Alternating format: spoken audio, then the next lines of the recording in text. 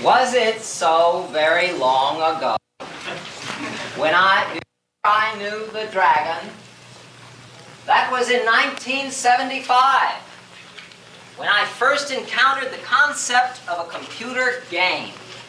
That was a new concept to me. For me, the computer had always been a tool for scientific calculation.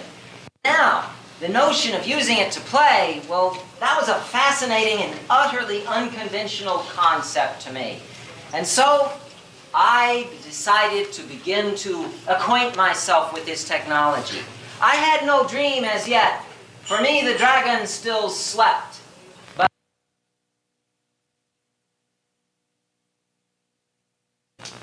I started programming a mainframe computer. That was technologically easy. Cards, mainframes. In the life of one man, it's not long ago. In 1976, I got my first computer game running, a strategy war game on a hex grid.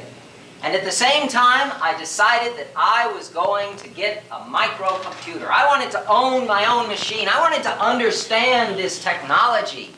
And so I set to work teaching myself everything I could about TTL and power supplies, LM309K voltage regulators and 7476JK flip-flops, and the difference between a tantalum and an electrolytic capacitor, and which end of the soldering iron gets hot. And then in January of 1977, I got my first computer, a Chem 1 single-board microcomputer with a 6502 processor, 1K of RAM, and I was set. And you know, within 1 month, I had got that thing hooked up and running. I had learned a code in 6502 machine code, and I had written a game and gotten it working in 1K of RAM, a little strategy war game on a hex grid. And then like all microcomputer hobbyists, I started expanding my system and expanding my game. And then, in 1978, I bought my first appliance computer, a Commodore PET with 8K of RAM. And in the same year, I sold my first commercial computer game. That was in 1978, 15 years ago. It's been a long time. In 1979, I joined Atari, did a game on the video computer system. Then I went to work on the Atari 800 because this was the premier graphics and sound machine of the industry. The 800 was so far ahead of everything else, it was the machine to learn on, and I knew nothing about graphics and sound. So I hurled myself into the machine, absorbing everything I could, learning all about graphics and sound. Some of you may find it ironic to learn that for a time there I was known as the graphics wizard of Atari. And indeed, there was a period of time there where my game, Eastern Front, was the most graphically advanced product on the marketplace.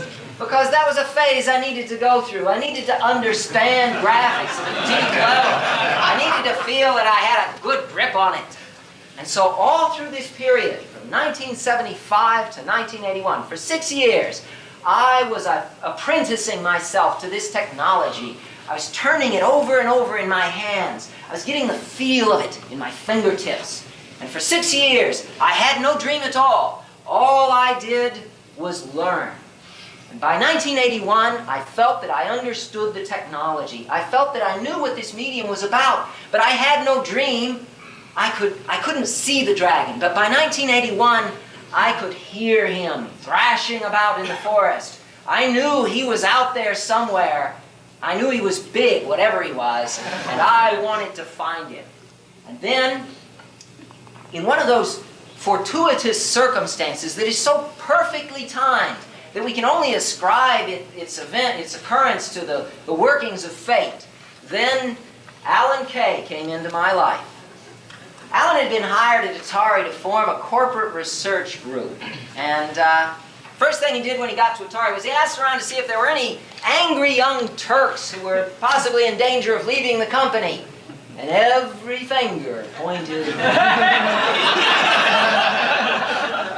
Okay, I'll take your job, Alan. So I went to work in corporate research. And then Alan very carefully set about planning his division and starting to interview and hire other people. But it was 3 months before he hired anyone else, which means that for 3 months, I had Alan Kay all to myself. This is the computer scientist's equivalent of being marooned on a desert island with Marilyn Monroe. Alan and I talked about all kinds of things, and I learned so much from him. You know, some of you may have noticed over the years that I tend to have a fairly generous assessment of my own talents. You don't have to laugh that loud.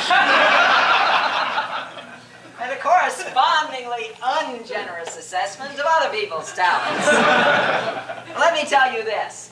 Alan Kay is so much smarter than I am, I feel stupid when I'm talking to him. I mean, most other people, when they think, they go in little tiny steps. A, B, C, D, E, F, G. Alan doesn't work that way. He goes in big leaps. A, J, M, R, Q. And boy, if you want to keep up with Alan when he's talking, you got to run along behind him, filling in the blanks. B, C, D, E, F, G, H, I, J, K, L, M, N, O, P. And it's hard. You have to work to keep up with this guy. I used to walk out of meetings with him saying, Alan, I can't take it anymore. I got to go back to my office and stare at the wall for a while. So I learned a tremendous amount from Alan. But, you know, the tricky thing is, most of what I learned were the blanks that I filled in. And it's impossible to say whether the blanks that I filled in were blanks that he intended for me to fill in, or blanks that just came from my own experience. I'll never know. But perhaps that's the mark of a truly great teacher. And one of the things that I learned from Alan was how to dream well. You know, before I met Alan, I dreamed like most other people, and most people dream in a very shoddy fashion, very lazy dreaming. Good dreaming is hard work. It takes energy and talent and experience, but mostly work. And one way to understand dreams is to think of them as existing between two extremes, fantasy and planning.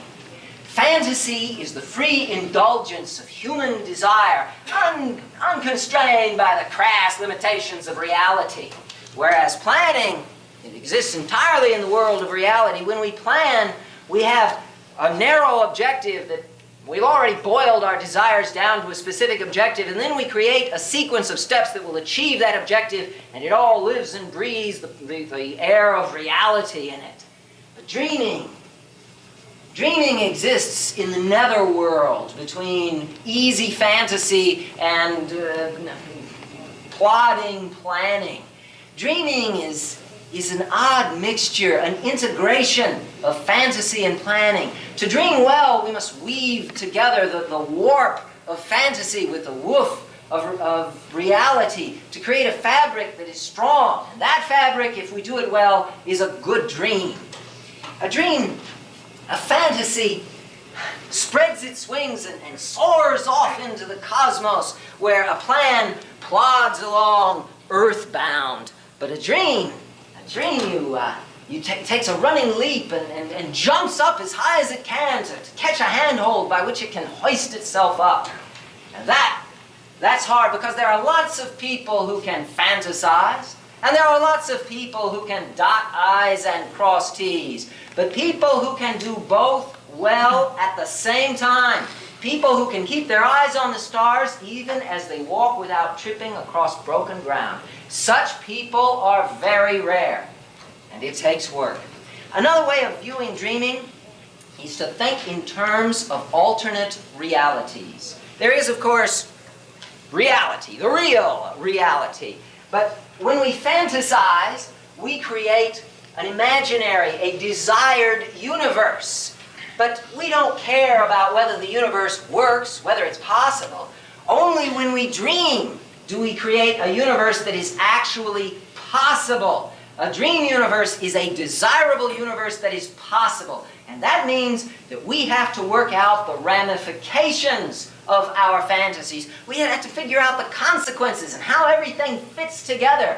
Oh, sure, I can fantasize about Sally's sex bomb. I can fantasize about what it would be like to go to bed with Sally's sex bomb. But if I'm going to dream about Sally's sex bomb, well then I'm going to have to think about where we're going to live and maybe whether we're going to have children and who's going to do the dishes. That's part of the dream too.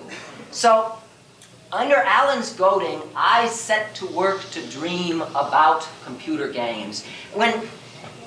Most people, when they dream, they draw a sketch of the dragon, but they do it in pencil, and all they do is sketch out the barest outlines of the dragon. Under Alan's goading, I had to fill in every detail. I had to see every scale, every eyelash. I had to know what was inside the dragon, where the kidneys were, and how big the lungs were, and what the skeletal structure was. And so it took me a year and a half just to hammer together my basic dream. I worked, as part of this, as an exercise, I wrote a book, The Art of Computer Game Design, and that was really an exercise to help me dream more clearly. And by 1983, I had my dream. I could see the dragon clearly in my mind's eye. Let me tell you about my dream. I dreamed of the day when computer games would be a viable medium of artistic expression, an art form. I dreamed of computer games encompassing the broad range of human experience and emotion. Computer games about tragedy or self-sacrifice, games about duty and honor, patriotism, satirical games about politics, or games about human folly, games about man's relationship to God or to nature, games about the passionate love between a boy and a girl, or the serene and mature love between husband and wife of decades. Games about family relationships or death, mortality, a boy becoming a man or a man realizing he is no longer young. Games about a man facing truth at high noon on a dusty main street, or a boy and his dog, or a prostitute with a heart of gold. All of these things and more were part of this dream, but by themselves they amounted to nothing, because all of these things have already been done by other art forms. There's no advantage, no purchase, nothing superior about this dream. It's just an old rehash. All we are doing with the computer, if all we do is just reinvent the wheel with poorer grade materials, well, we don't have a dream worth pursuing. But there was a second part to this dream that catapulted it into the stratosphere. The second part is what made this dream important and worthy, and that is interactivity. Let me explain to you why interactivity is so overwhelmingly important. Let me talk about the human brain. You know, our minds are not passive receptacles, they are active agents. It's not as if we have a button on the side of our head, and they come along and push the button, and the top of our head flips open, and then they take a pitcher full of knowledge and pour it into our skull. And then they close the top of our head and shake well and say, "Congratulations, you're educated now." It doesn't work that way. How does a little boy learn about butterflies? Does he read a big, thick book about butterflies? No. He catches one and tears its wings off. Ah, look! What's the green stuff coming out of his body? I wonder what it tastes like. That's how they learn. And this isn't some gross characteristic of little boys only. The only difference between us and them is we've learned to hide that. This is fundamental to our nature. It's wired into our brains. And if you really want to understand that concept, sometime you ought to watch a couple of kittens at play. Here are these two kittens here. Well, what do? Well, one of them sees a little bug, and so he decides to follow that bug all through the house, okay? The second kitten, well, he sees the first kitten, and he gets an idea. And what does he do? Well, he gets down low, and he folds his ears down flat so it'll be harder to see. And then he creeps forward stealthily until he gets close enough, and then he gets ready, and then he pounces on the kitten, ha-ha! And he kicks, and he claws, and he bites. And the two kittens roll around on the floor, and we all laugh. We say, kittens are having fun. Kittens do nothing but play all day long. kittens don't have a care in the world. And we would be wrong. Because, you see, those kittens are not goofing off. They're engaged in some very serious business. And to understand the nature of this business, you need merely ask yourself the question, what is the job description of an adult cat? Well, here's the adult cat standing in the house, just keeping an eye on things, when all of a sudden, he sees a mouse. And what does he do? Well, he gets down low, and he folds his ears down flat so he'll be harder to see. And then he creeps forward stealthily until he gets close enough, and then he gets ready, and then he pounces on the mouse, ha-ha! And he kicks, and he claws, and he bites. And that's how adult cats earn their living. So you can see, except at my house. So you can see, these kittens are not wasting their time in idle entertainment. They're engaged in job training. This is serious business for them. You don't see a bunch of kittens lined up in nice, neat rows with some old geezer of a cat standing at a chalkboard drawing anatomical diagrams of mice with approach angles and attack vectors. They don't do it that way. All the higher mammals learn by playing, by doing, by interacting. And indeed, the higher the mammal, the more of its life it spends in play to prepare itself for adulthood. So you can see, this active role of the mind is fundamental to the way we think. It's wired into our brains. However, we humans have come up with an improvement upon this method, and it's called language.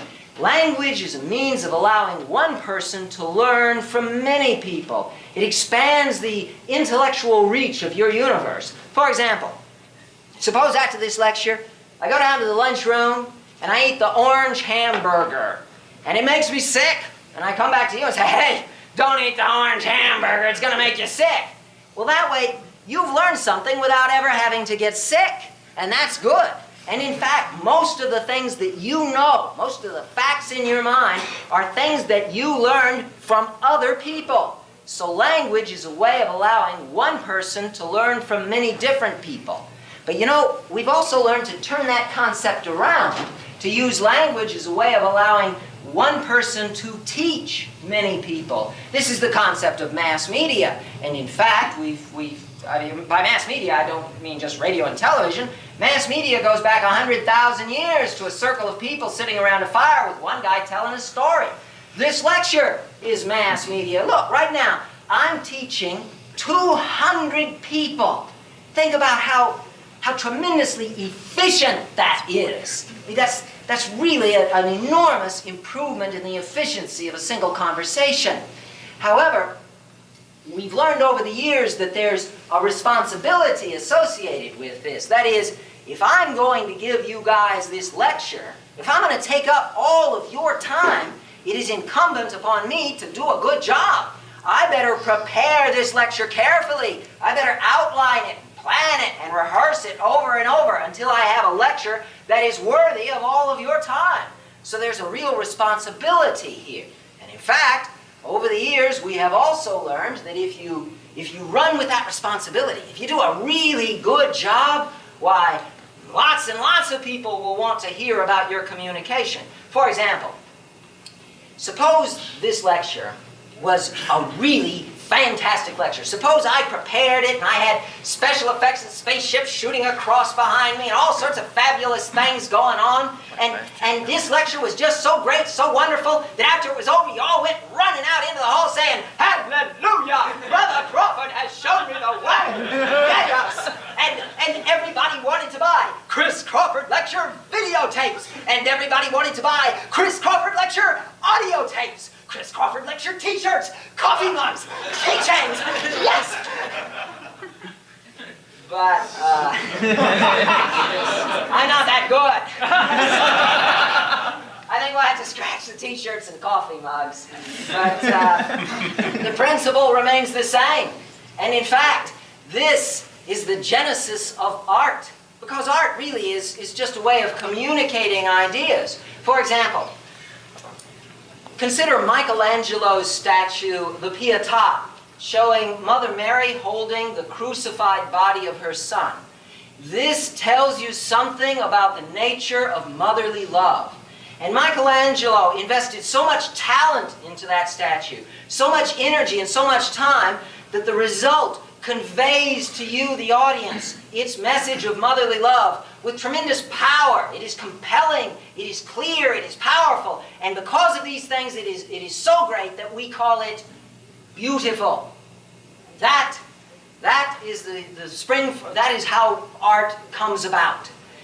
However, we have also learned over the years that the responsibility works both ways. This is a two-way street. I mean, you don't get off scot-free. You have a responsibility too. Your responsibility is not to mess up my beautiful speech. I mean, if I went to all the trouble to prepare this damn thing, you better not disrupt it. So don't get up and move around. Don't rustle your papers and drop them on the floor. Don't stomp your feet. Don't crack your knuckles. Don't belch. Don't fart. Don't do nothing. Just sit there quietly, passively. Wait. Didn't I just say, I think it was about here somewhere. Didn't I say something about the human mind being an active agent, not a passive receptacle? What gives? I mean, here we have the march of civilization, every day, in every way, getting better and better. And the grand culmination of this glorious march is the creation of art, which puts you, the audience, in a passive role, which we have just shown to be fundamentally in conflict with the basic structure of the human mind. What gives? Well, maybe I can illuminate the nature of this contradiction a little with an imaginary alternative. Suppose I were to instead of giving this lecture, suppose I were to take each of you one at a time. You know, we start with you, David, and you and I would go off to a little room together, and we would have a conversation instead of a lecture, an interactive conversation instead of an expository lecture. And so I would start saying something about my dream, and then you might ask a question. And then I'd answer your question, and then you might have another question, I'd answer that, and then you'd start to argue with me, and I'd argue back, and we'd go back and forth, and we would interact. And that would be a lot different, wouldn't it? Because you'd be a lot more active. You wouldn't be sitting there on your fat butt. You'd be doing something. The juices would be flowing, the wheels would be turning, your mind would be going a mile a minute. You'd learn a lot more, wouldn't you? Yeah. And from my point of view, I would convey my message a lot more effectively, wouldn't I? But the problem is, there are 200 of you and there's only one of me. And if I were to use that method, why, I'd be here forever. So the lecture method is a lot more efficient than the conversation method. And that is the basic problem we face. The interactive conversation is effective, but the expository lecture is efficient. That's the trade-off we make. And over the centuries, we humans have learned that the gains in efficiency outweigh the losses in effectiveness. And therefore, we choose expository methods. But the sacrifice remains real. We haven't ever solved that problem. It's been with us since the beginning of history. Every single artist has faced it. Every communicator, every teacher, every novelist, every sculptor, every singer, every musician, every painter, every novelist, every single artist through all of human history has been forced to sacrifice effectiveness for efficiency. Until now. Because now we have a technology that changes everything. With the computer, I can take my ideas that I want to communicate. I can express them in the form of an algorithm. And then I can take that algorithm and I can write it up as program code. And then I can put that program code onto a floppy disk. And then we can mass produce that floppy disk. We can make millions of copies of it, spread it all over the world so that millions of people can play my game. They can interact with my ideas. And because they are interacting, I achieve effectiveness. And because we are mass producing the disks, I achieve efficiency. That is the revolutionary nature of the computer. It allows us to automate interactivity, to achieve both effectiveness and efficiency. And that was the most important part of my dream. And so, in 1983, I set about the long task of realizing that dream. Now, of course, any truly worthy dream cannot be realized in a year or 2 or 5. A truly good dream needs a lifetime to realize. But that didn't stop me from at least identifying the fundamental problems that had to be solved. And the very first problem that required my treatment, the biggest problem we face here, is the lack of people in our games. Have you ever noticed? Computer games, all of our games are about things, not people. We shoot things. We chase things. Things shoot us. Things chase us. We manipulate things, maneuver things, allocate things, manage things, but it's always things, things, things. There are never any people in any of our games. No, sure, I've seen the pitiful excuses for characters in our games, and they're fakes. They are Potemkin villages. The characters in our games are like a cardboard box with a picture of a face pasted onto the front, but nothing inside. There's no heart and soul in them. All they have are a couple of buttons on front. You push one button, and he says, "I am your friend now." And you push the other button, and he says, "I am your enemy now." The characters we have in our games have as much to do with real characters as an inflatable doll has to do with sex. That may be good enough for most people. That's not good enough for me. If we want real characters in our games, there are 3 fundamental technological hurdles that we must jump. First, the technology of human facial expression. We've got to be able to show people's faces emoting. We've got to show our characters laughing and smiling and crying, looking frightened and skeptical and suspicious and greedy and lustful and romantic. We've got to have a library of 100 different facial expressions, each of which can be put onto the face of any member of our cast. You can't do that yet, can you? I can. I have. The second thing we need is artificial personality. The algorithms of human behavior. We need equations that show how people feel, how they behave, how they react to different situations. And we need this on a gigantic scale. We need to be able to handle hundreds upon hundreds of different behaviors with thousands of different equations. You can't do that yet, can you? I have. And lastly, we need a language of emotional expression. We need to allow our players to interact with the characters in an emotionally significant fashion. It's not good enough to be able to stab them or shoot them or take something away from them or give something to them or talk to them about where the princess is. That's not good enough. We've got to be able to talk about feelings and emotionally significant events. You can't do that yet, can you? Yes. I have. And I don't say these things to boast. I say them to point out how long I've been working on it and how long the path in front of you is. I've been working on this stuff for 10 years. You got a lot of catch-up to do. My very first interpersonal relationships game, Gossip, was published in 1983. It had human facial expressions, artificial personality, and a language of emotional expression. It was primitive, but you know, this industry still hasn't published anything as good as Gossip. That's pretty sad. Well, I continue to advance my work on it on a very opportunistic basis, trying different approaches, successes and failures. It was a very herky-jerky development path I followed. In 1987, I published a game called Trust and Betrayal: Legacy of Seaboot, and that one was a commercial failure. At the time, I blamed it on my own failings. I thought, well, you know, I'm still learning this stuff. I was way out on a limb. I thought that the fault was all mine. What I didn't understand was that I was really up against some fundamental forces at work in the industry, forces that I didn't understand at all.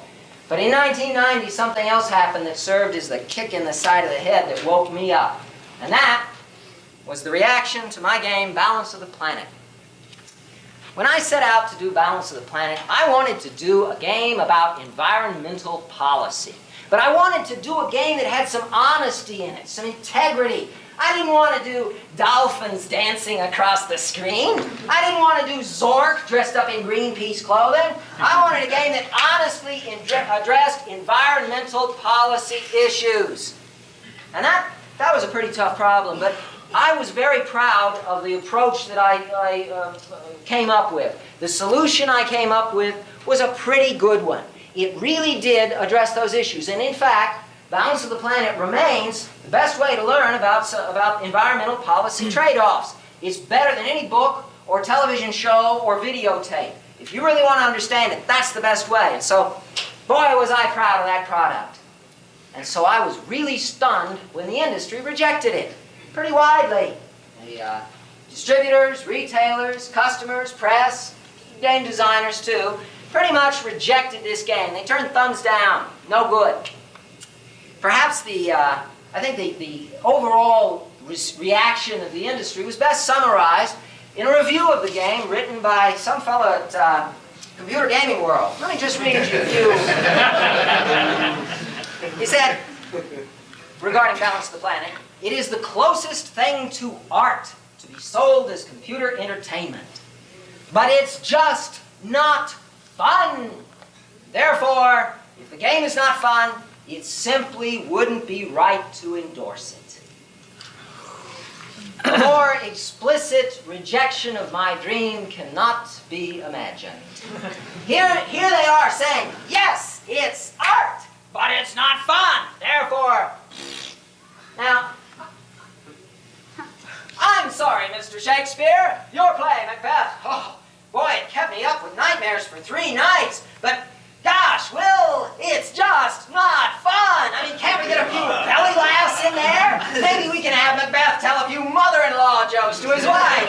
Yeah, and you, Mr. Beethoven, your Ninth Symphony, oh, it makes my heart soar in awe at the majesty of the cosmos.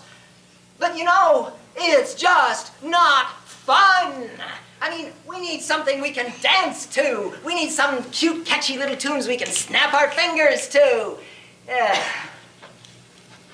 What can I do? At first, I fought this. I just couldn't believe it. I was furious. I fought back. But then I realized that this was not really attributable to any to the obtuseness of individuals. No.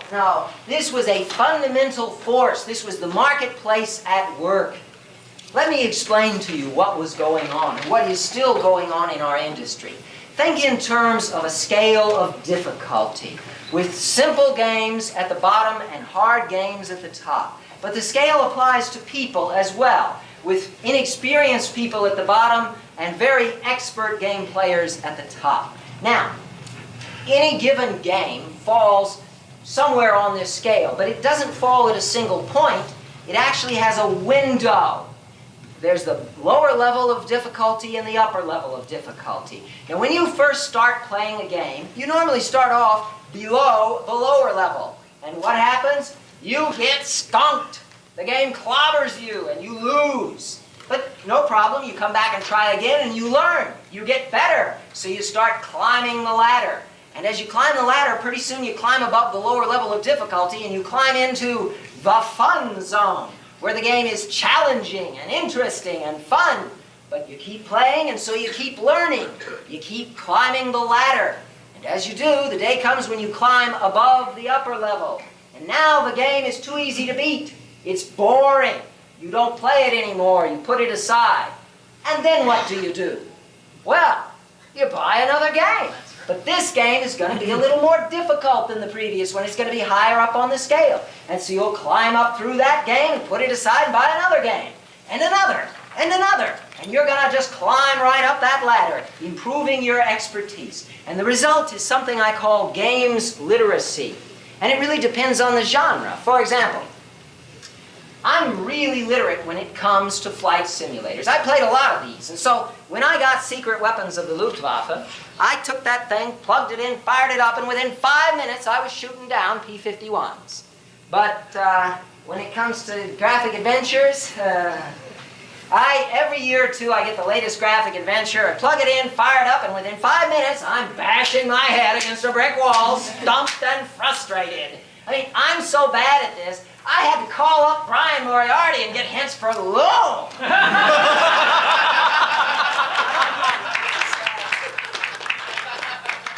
But we all have different literacies. And so if you think about the population of people out there, it's divided into 3 groups. At the very bottom of the scale are the millions of personal computer owners who are not literate. They don't play games very often, so they're way down at the bottom. Then there's a very small group of people climbing the ladder at any given time. And then at the top of the ladder, there are the aficionados, the experts, the people who play the games a lot. There are a few 100,000 of these people. Now, simple question. If you're a developer, or a publisher, or a distributor, or a retailer, which of these 3 groups do you want to sell to?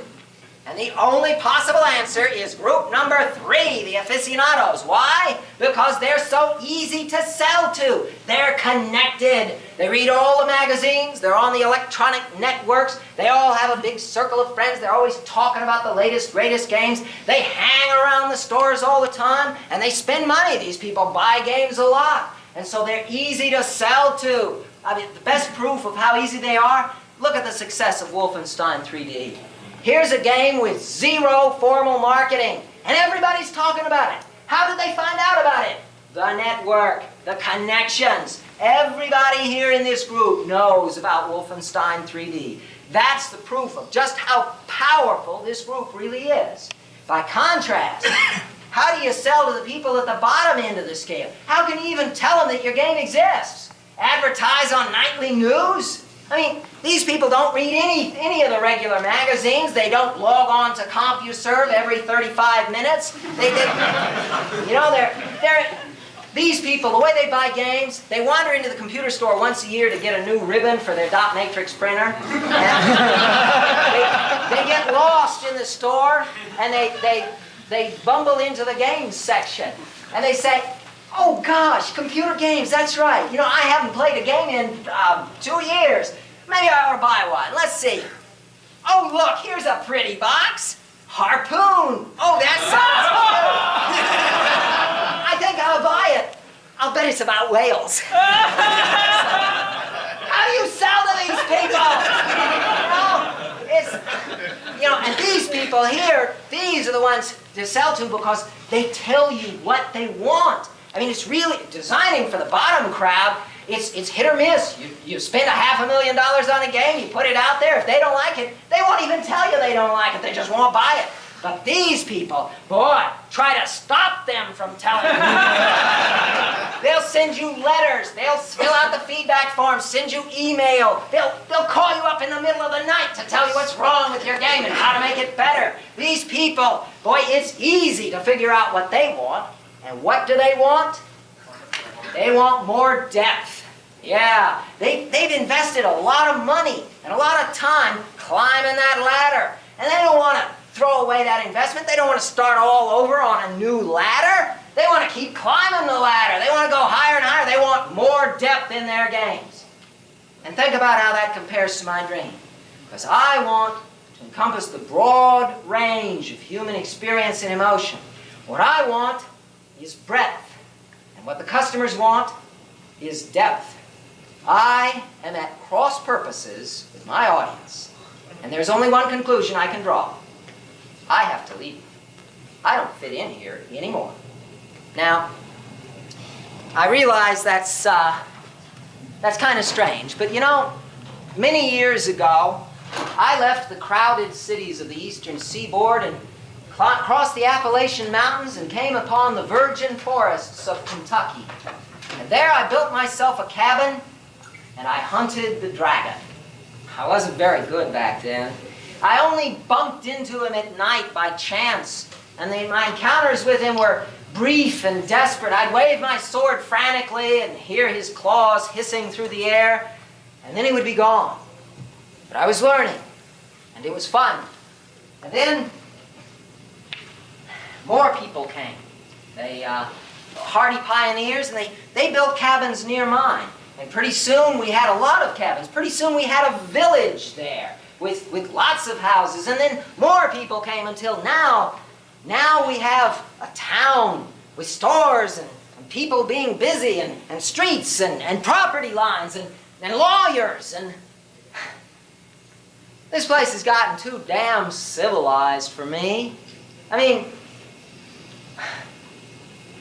I just don't fit in. So I hoist my backpack onto my shoulders, and I walk down the main street one last time. I wave goodbye to a few old friends, but most of the faces I see belong to strangers. They look askance at me and turn to their neighbor and say, "Who is that scruffy old tramp anyway? I'm glad he's leaving town. We don't need his kind in our town." At the edge of town, I turn and look back one last time. It's a good town. I'm proud of the role I played in its creation.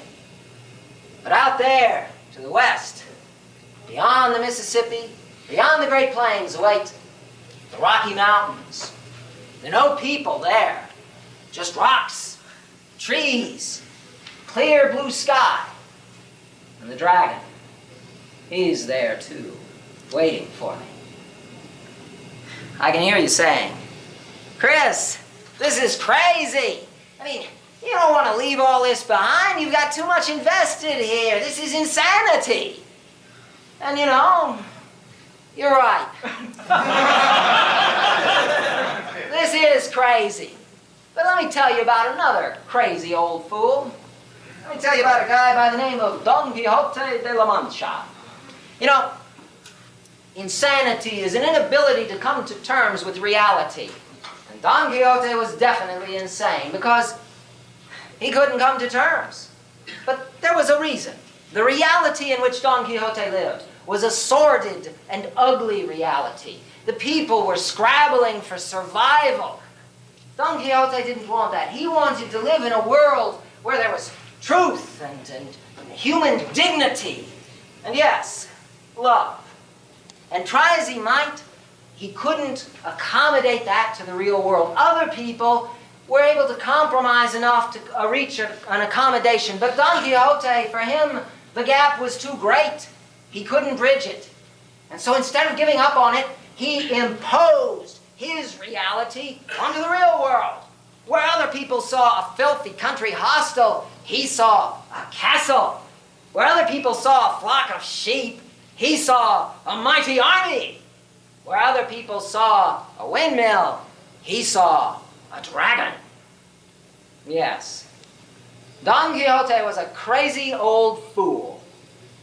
But you know, he was more honest about his dreams than most people. And for that, I honor him.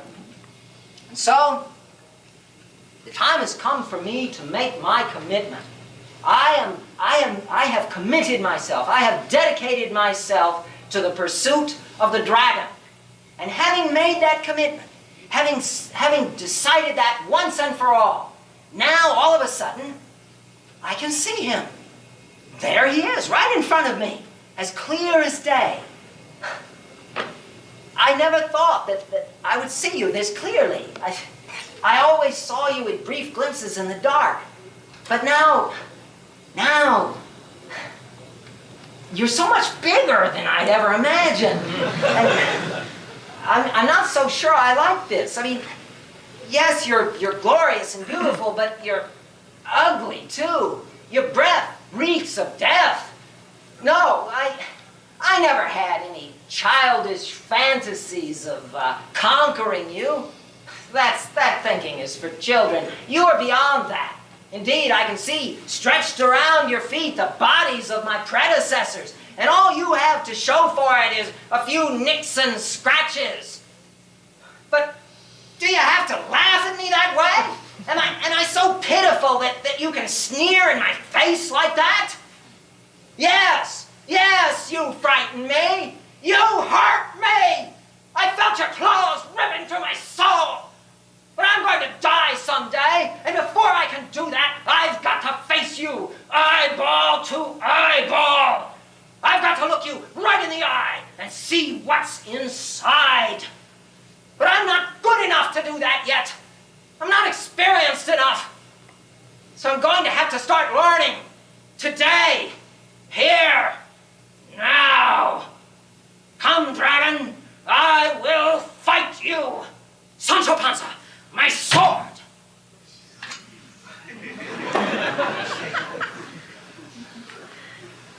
For truth.